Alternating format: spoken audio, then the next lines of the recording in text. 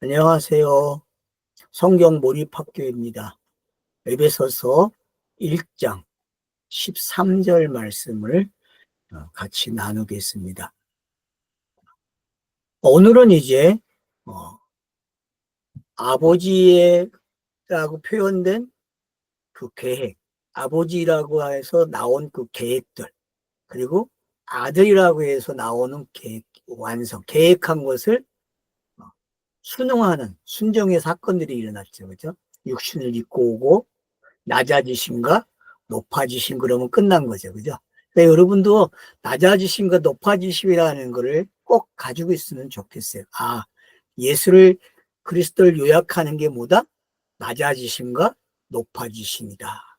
이거는 알만한 좋은 것 같아. 신학적으로 잘 정리가 되어 있는 거고, 그것을 이제 사도 바울이 압축해서 아버지 안에서, 그리스도 안에서, 예수 안에서 이런 단어들을 사용함으로써 어떻게 아버지의 뜻이 아들에게 이루어지고 있는지. 그래서 아버지는 그리스도 안에서 이루려 하신다. 그리스도 안에서 이걸 하셨다라고 이야기하고, 아들은 이렇게 아버지의 뜻을 이렇게 완성했다. 그래서 그리스도 안에서 이런 일들이 너희에게 주어졌다라고 이야기하고 있죠. 그러면 이제 성령으로 오는 장이거든요. 절이거든요. 13절, 14절은 이제 성령의 메시지예요. 성령이 어떤 일을 하셨냐? 성령은 간단하죠. 13절에 뭐라 했어요? 그 안에서 너희가 진리의 말씀을 들었다 그래요. 너희 구원의 복음이다. 그 안에서 또 너희가 믿었고 약속의 성령으로 인이 찍혔다. 그래서 완료됐다는 걸 알 수 있죠. 인이 찍히면 뭐가 된 거예요? 봉은 완료된 거죠. 그죠? 아버지와 아들에 관한 이야기가 딱 도장이 찍혔어요. 그럼 13절 시작이 뭐예요? 진리를 들었다 그래요. 그분 안에서 너희가 진리를 들었다. 사도행전의 내용이 뭐예요? 진리의 말씀을 전하는 이야기였죠. 그걸 복음이라 그랬어요. 그죠? 그래서 뭐라 그래? 13절의 두 번째 구절을 보면 너희 구원의 복음이다. 너희 구원의 복음이다. 아예 그냥 딱 찍어요. 진리가 뭐다? 너희의 구원의 복음이다. 근데 이걸 성령이 어떻게 했다? 아, 약속의 성령이 인을 치셔 주셨다. 그러면 딱 정확하게 3단이 됐죠. 그죠? 그죠? 뭘 하셨습니까? 그분 안에서 진리가 말씀을 들었다. 그렇죠. 예수가 읊은 것들, 공생애에 읊었던 것들, 사도들이 읊었던 것들, 그게 들렸잖아요. 그죠? 그래서 넘어서 10장은 들음이 얼마나 중요한지 알게 되는 거죠. 들음이. 신명기 10장, 30장에도 들음에 대한 이야기가 있죠. 그죠? 너희에게 입까지 와 있다. 모세가 이야기하죠. 그렇게. 이 기쁜 소식이 너희 입에까지 와 있어. 이걸 놓아줘야 되는데 그 시대는 어떤 시대예요? 메시아가 온다고 하는 시대니까 거기서 끝나는 거예요. 메시지가. 그래서 그걸 바울이 인용해서 로마서 10장에서 그 본문을 가지고 설명을 하는 거예요. 바로 너희 입에 와 있다. 그리고 너희들이 그 말씀을 들어서 먹었다. 이 이야기하는 거죠. 그게 지금 이렇게 표현되고 있는 거예요. 그분 안에서 너희가 진리의 말씀을 들었다. 그리고 너희 구원의 복음이다. 이게 얼마나 정확합니까? 성경을 계속 읽으면은 여기 오면 확인이 되는 거예요. 아, 내가 읽은 성경책이 이런 메시지구나. 아, 이런 내용이었어? 그러면은 ful건이 해야죠. 얼쑤구나 하고 나와야 되는데 성경에 있는 엇박자가 나오면 안 돼요. 여러분.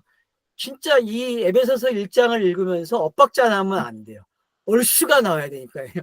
진짜 신이 나가지고 성경이 그렇게 읽어지면은 성경을 잘 읽어오신 분들이에요. 지금까지 성경 읽기를. 그래서 이게 계속 반복되다 보면요. 내용이 더 깊어지고 그만큼 줄거지는 게 많겠죠. 앞에 있는 내용들을 줄을 많이 긋게 될 거예요. 이게 뭔지. 인을 친다는 건 뭡니까? 완료된 거죠. 확인시켜주는 거예요. 아버지, 아들, 성령이 어떻게 해요? 보증해 주는 거죠. 이제. 그러니까 성령이 오셔야 되는 이야기를 왜 예수가 마지막에 하고 있는지 이해가 되는 거죠. 그죠? 공생애에서 여러분, 성령이 오셔야 된다고 이야기하고 있잖아요. 그리고 그분이 와서 내가 한 일, 내가 말하고 내가 스타로스에 세워지고 하는 그 무덤에다가 부활한 그 모든 이야기의 보증을 누가 하는 거예요? 바로 이분이 하는 거죠. 창세기 1장 2절에 혼돈과 공허 속에 있는 그것이 뭐예요? 하나님의 신이 수면에 운행하신다라고 하는 그것을 여러분이 알고 계시잖아요. 그 수면에 운행하신 그분이 계속 보증해 왔죠. 그죠? 하나님의 문자 비우지만은 그걸 어떻게 합니까? 계속 붙들고 오시는 거예요. 그래서 예수께에게도 선지자들에게도 전부 다 임하고 바울의 뭐 모세, 여호수아, 야곱, 아브라함, 이삭 이런 모든 사람들에게 성령이 인을 쳐주고 계셨죠. 여러분 그게 성경 읽으면서 이제 그런 장면들이 인을 치고 있으면 보증한 거였구나라는 걸 알게 되는 거죠. 그런 보증의 시간들을 여러분들이 더듬어내고 기억해낸다는 것은 내 성경 읽기가 쌓여 있다는 거예요. 내가 성경을 이만큼 읽었다는 게 확인이 되는 거고, 그러니까 이 본문에 오니까 요약되어 있으니까 얼마나 좋아요. 네가 읽은 메시지가 요 단어로 압축이 되고 있다. 그 진리다 그렇게 이야기하고 구원의 복음이다. 그리고 뭐라 그래? 약속의 성령으로 인쳤다. 그렇게 끝나는 거예요. 얼마나 멋있어요. 여러분 이 세 단어만 가지고 신구약을 읽어보세요. 안 읽어지나? 다 읽어집니다, 여러분. 창세기 1장 1절부터 진리의 말씀이죠. 그죠? 진리의 말씀이에요. 그거는 구원의 복음의 메시지고 그거는 인치어진 말씀이잖아요. 1장 1절로 2절만 읽어도 인치는 이야기까지 다 나오는 거죠. 아닙니까? 창세기 1장 1절과 2절이 지금 어떻게 펼쳐졌는가를 여러분들이 이 13절에서 갖다 놓고 한번 보시란 말이에요. 묵상을 해보시라니까요. 그러면은 성경은 이렇게 해석이 되는구나라는 걸 알게 돼요.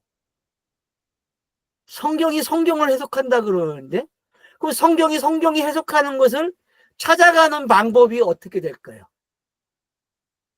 사전을 의지해서 찾아가는 거 좋아요. 하셔야 됩니다. 꼭 하세요.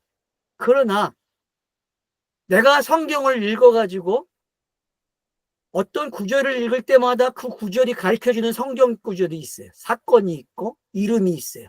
그러면 그걸 쫓아가는 게 훨씬 낫지 않습니까? 여러분 그렇게 해보세요. 해보시면요. 여러분들이 쑥쑥 잘하는 것을 알게 돼요. 내 영이요. 살이 쪄진다니까요. 내 영이. 우리는 육신이 아프면은 어떡합니까? 이젠 요즘은 아프기 전에 약 먹고 다 하잖아요. 미리 다 점검하잖아요. 그런 시대잖아요. 이미 아프면 늦은 거잖아요. 안 그렇습니까? 그게 뭔지 아신다면요. 성경 읽는 게 얼마나 중요한지 알고 계셔야 돼요. 영에게는요. 다른 보약이 없어요. 다른 양식이. 성경 읽기밖에 없습니다. 그리고 그거를 읽은 걸 말하는 거예요. 읽고 말하는 것만 하시면요. 여러분이 잘한다니까요. 내가 읽고 내가 깨달은 말씀을 말하는 거예요. 말을 한다는 게 뭔지 아셔야 돼요. 말을 한다는 거는요. 남을 가리키는 말도 되지만 내 육을 가리키는 거예요.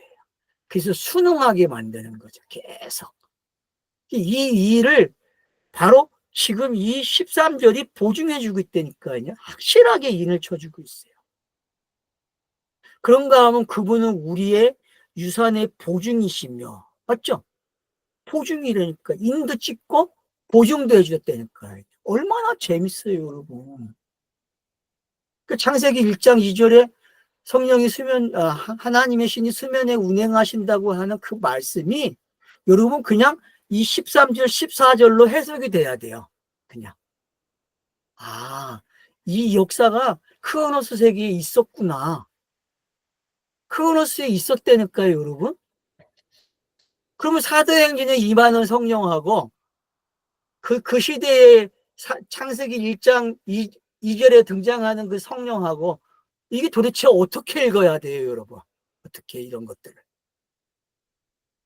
그래서 성경을 많이 읽으라는 거예요. 이거를 신학적으로 이렇게 말을 하고 이렇게 말을 해서 거기에 여러분 설득당하지 마세요. 그건 너무 제한적이에요. 너무 가둬놨어요.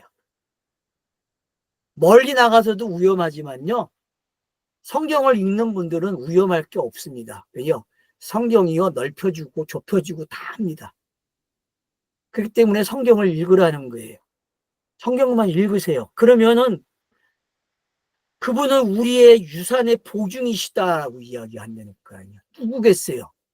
바로 아버지와 아들이 유산의 보증이고 성령도 보증이죠.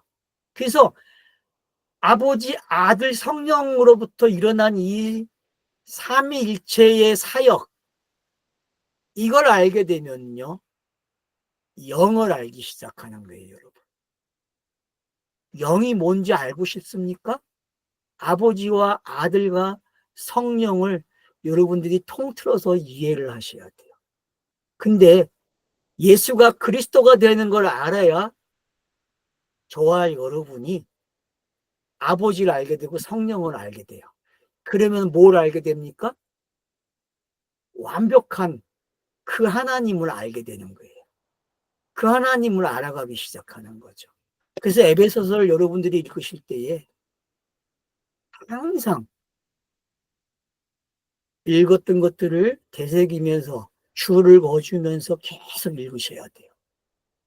근데 처음부터 그렇게 하지 마세요. 처음에는 그냥 본문으로 만족하세요. 본문으로 흡족하세요. 본문이 내게 지금 뭐라고 말을 하고 있는지, 이미 그리스도 안에서 이루어진 것들이 내게 어떻게 적용이 돼서 내가 어떤 에클레시아가 되어 있는지 이걸 확인하시면 되는 거예요.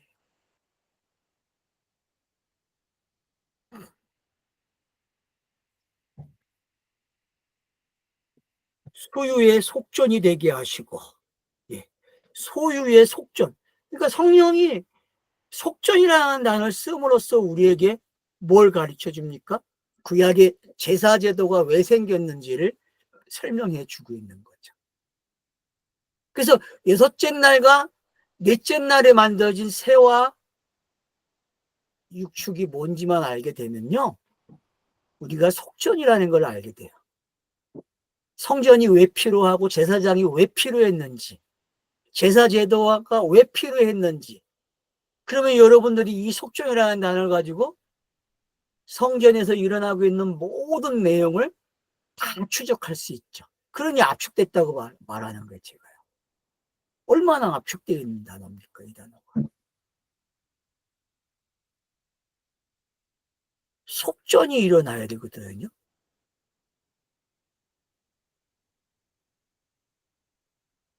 구원받았다?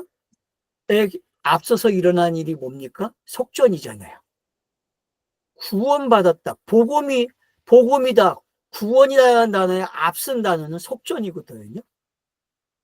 예수가 속전을 치러야 그 다음에 발생되는 언어가 복음이고 구원이란 말이에요. 은혜도 마찬가지고 믿음도 마찬가지고. 그래서 공생의 사역을 여러분들이 잘 읽으셔야 돼요. 예수의 공생애가 어떤 건지. 왜냐? 그 공생애라는 단어 안에는 구약의 모든 내용이 집약해서 들어오고 있어요. 그리고 그 말 한마디, 예수의 그 말 한마디 한마디가 구약을 어떻게 곱씹어서 내놓고 있는지를 확인해야 되거든요. 근데 우리는 그냥 좋은 말, 명언이야, 내가 살아가는데 유익돼, 이 말이야, 이 정도에서 끝났단 말이에요. 그렇지 않아요, 여러분. 공간복음서에 나오는 그 한마디 한마디가 어떤 말인지 여러분이 각인되기 시작하면요, 요한복음 오면요, 충격받아요. 왜요? 요한복음이 그걸 해석해 놨거든요. 공감, 마태, 마가, 누가를 해석해 놓은 게 요한복음이에요, 여러분.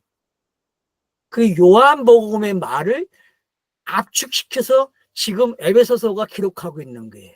이해가 되십니까? 이제 그렇게 말을 하는 거예요. 그래서 여러분들이 에베소서를 이해하고 싶으면요, 요한복음을 읽으셔야 돼요. 원래는 요한복음이 깊어져야 돼요. 그래야 에베소서가 깊어져요, 내용이.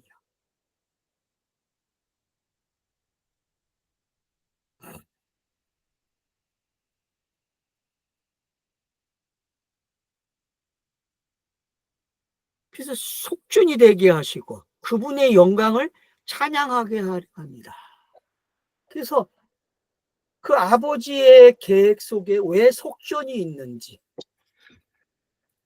그래서 그 속전으로 인하여서 구원이라는 단어, 복음이라는 단어, 에클레시아가 어떻게 탄생하는지, 이런 것들 여러분들이 어떤 절차상으로 가지고 있어야 되거든요. 이런적으로 여러분들이 체계화 시켜줘야 돼요, 이것이.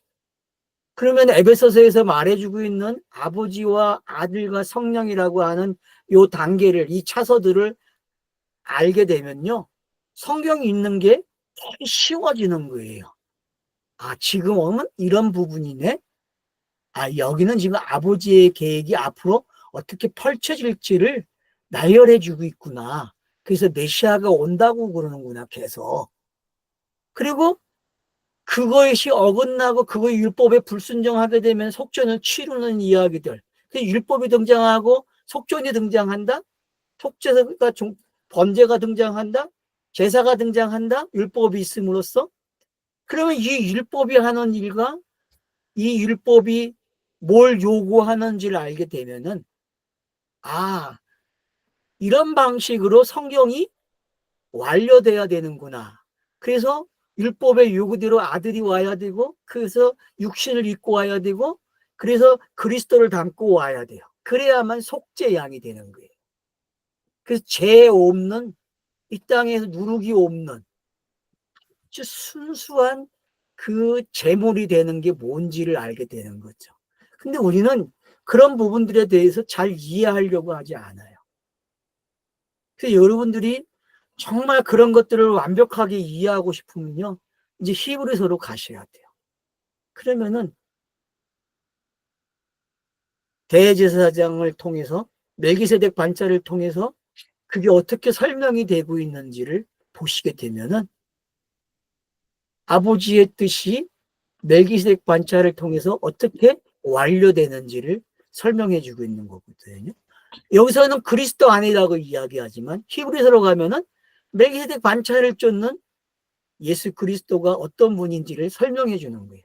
말을 바꿔서 뭘로? 멜기세덱으로. 여기서는 그리스도 안에서라는 단어를 사용하지만 히브리서 가면은 멜기세덱이라는 걸 가지고 설명을 하는 거죠. 그래서 제사와 관계돼서 너무나 잘 설명하고 있는 거죠. 성전에서 일어나는 모든 일에 대해서. 성전에 필요한 게 뭡니까? 성전이 있어야 되죠. 제사를 지내려면은. 또 뭐가 있어야 됩니까? 제사장이 있어야 되고, 또 봉사하는 사람들이 필요하고, 재물이 필요한 거예요. 이런 것들이 성경에 제도화되고 법화되는 게 어떤 건지. 그래서 지금도 유대인들이 그 일을 하고 있는 이유를 우리는 찾아내야 돼요. 지금도 이 세상에서 하고 있단 말이에요, 그 일을. 그러니까 그런 걸 알게 되면은 뭔지 알게 되는 거죠. 그리고 그 제도에서 벗어나 이 바벨론으로 감으로써 이 방법이 아니라는 걸 가르쳐주죠. 이 방법 외에 내가 율법의 범한 방법에서 속죄받는 방법을 가르쳐 줄게 하는 게 바벨론에서 70년 생활이잖아요. 거기서는 제사대를 못 지내요, 여러분. 그럼 그런 게 뭔지 알게 된다는 거는 성경을 읽는데 여러분들이 유턴할 수 있는 거죠. 그죠? 그러니까 유턴하기 전에 그 방법을 확실하게 알아놔야 되고, 그걸 이해를 하고 있어야 돼요. 그래야, 아, 이게 이제 여기서 끝나네? 아, 유턴을 시켜주네? 그래서 바벨로니아의 포로가 되는 이유가 설명이 되는 거예요. 왜? 이제 내가 이 방법이 아니고 이 방법으로도 구원받는 걸 가르쳐 줄게라고 하는 거거든요. 근데 이미 이 성전이라는 방법 속에는 이 방법도 들어있단 말이에요. 근데 이 목매한 인간들은 뭐만 생각해요? 요거만 가지고 가려고 한단 말이에요. 앞에 거만. 그래서 여러분들이 속죄를 배운다는 게 어떤 건지 아시면 내용이 깊어지는 거예요. 우리는 속죄 그러면은 그냥 제사장 제도만 가져오려고 성전 제도만 가져오려고 아니에요. 바벨론에서 일어난 속죄의 방식을 찾아내야 돼요. 바벨론. 그래서 거기서 하나님이 가르쳐준 선지자들을 통해서 가르쳐준 메시지를 이제 듣니까 메시아가 정확하게 온다는 걸 알게 되는 거죠. 그래서 이사야서 66장에 가면은 이제 나 이런 송아지 안 해.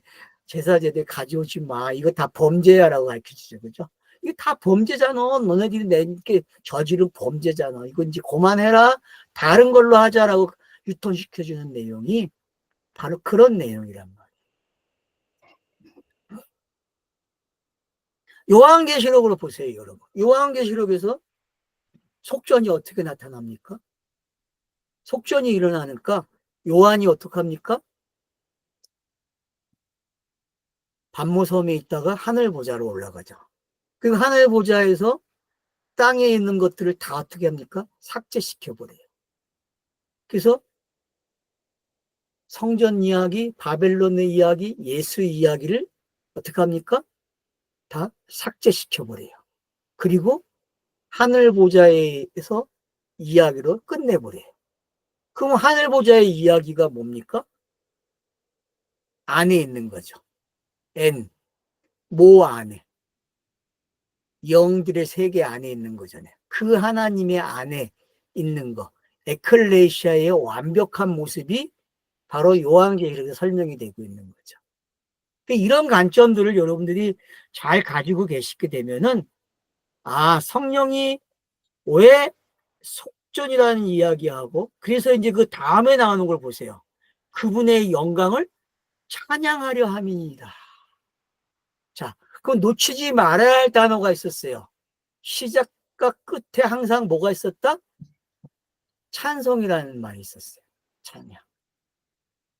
그러면은 찬송이라는 말 시작하면서 제가 뭐라고 했습니까? 이거는 계획과 완료와 모든 게 끝난 거.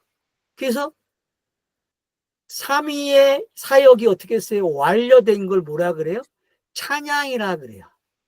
하늘에서와 땅에서 완료된 거죠. 그분의 뜻이. 그래서 나에게 복음이 전파되고 내가 에클레시아 된 걸 뭐라 그래요? 찬송 그러는 거예요, 여러분.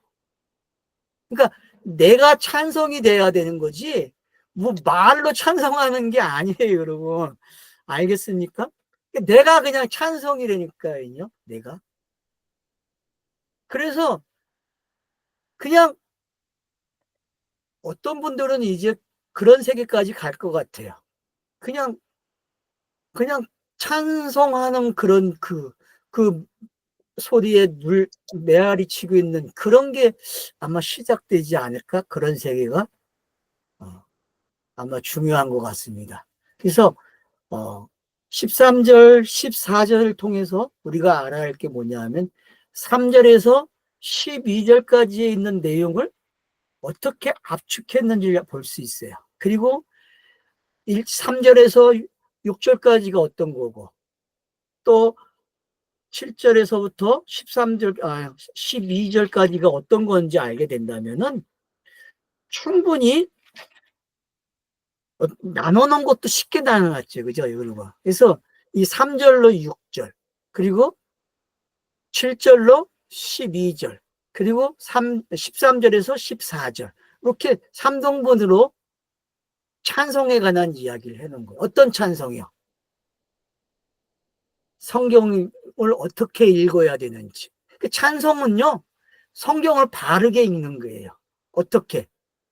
그분의 뜻으로, 그분의 이야기로 그분이 하고 싶은 말을 듣는 거예요.